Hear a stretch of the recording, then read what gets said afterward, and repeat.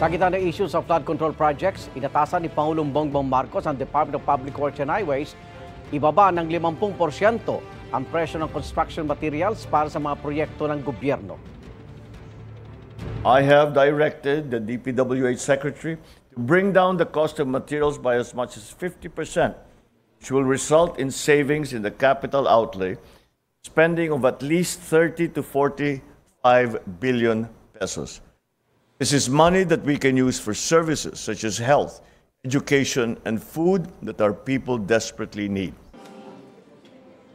Sinabi ng Pangulo bago siya umalis patungong Malaysia nitong Sabado, ang matatapyas na budget ay ilalaan daw sa iba pang serbisyo ng gobyerno.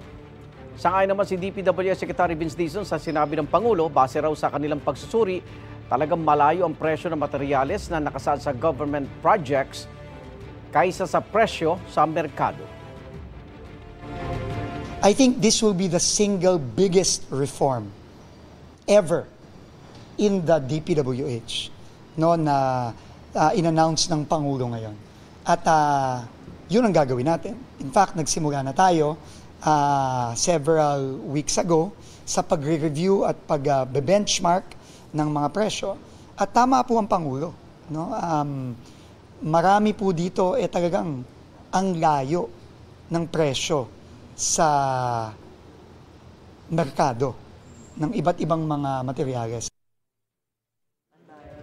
Igan, mauna ka sa mga balita, mag-subscribe na sa GMA Integrated News sa YouTube para sa iba't ibang ulat sa ating bansa.